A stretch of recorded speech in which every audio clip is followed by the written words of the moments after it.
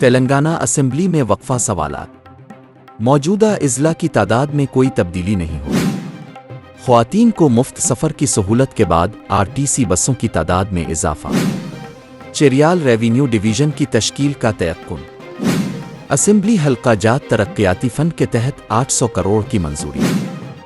اندرامہ housing کے تحت 4.50 لاکھ مکانات کی تعمیر۔ بڑی مندروں میں غذائی اجناس کے ٹنڈرس میں بے قاعدگی۔ اسمبلی میں سیاہ رنگ کے شرٹ اور ٹی شرٹ کے ساتھ BR ارکان کا احتجاج۔ اسمبلی میں ڈپٹی چیف منسٹر کی عدم موجودگی پر BRS ارکان کا احتجاج اور نعرہ بازی۔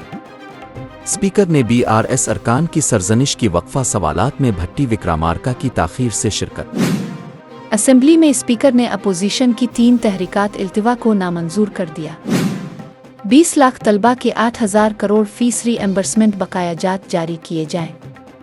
4 سال سے عدم اجرائی دیگر پارٹیوں کے ساتھ سڑکوں پر احتجاج کرنے اکبر اویسی کا انتباہ، ٹیچنگ سٹاف تنخواہوں سے محروم۔ تلنگانہ اسمبلی میں وقفہ صفر۔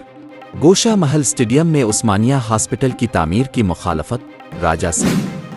امبرپیٹ میں بریجز کی تعمیر کے وینکٹیش۔ خصوصی ترقیاتی فنڈ میں ناانصافی، راج شیکھر ریڈی۔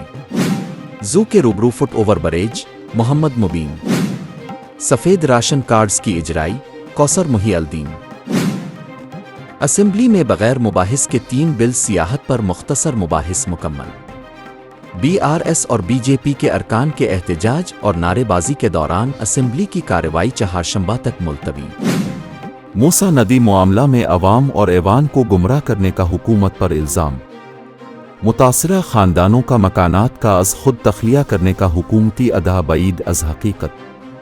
متاثرین کو انصاف کی فراہمی تک BRS خاموش نہیں بیٹھے گی۔ کونسل میں کویتا کی مدلل تقریر۔ ہندوستانی آئین گہری سوچ، ذہن سازی اور سنجیدہ بحث کا نتیجہ۔ ہندوستانی آئین کے 75 سالہ سفر پر بحث کا دوبارہ آغاز کرتے ہوئے JP نڈا نے اسے ایک قدیم ثقافت والے ملک کا آئین قرار دیا۔ دہلی حکومت بہت سی اسکیموں پر عمل درآمد نہیں کر رہی ہے، چوہان۔ اترکاشی میں فرقہ وارانہ ہم آہنگی برقرار ہے، ریاستی حکومت۔ BJP کا رنجیت موہتی پاٹل کو نوٹس۔ مجرموں کو سزا دینے میں BJP کا ریکارڈ، سریش کھنہ۔ ایران، روس اور دہشت گردی کے لیے شام میں کوئی جگہ نہیں، یورپی یونین۔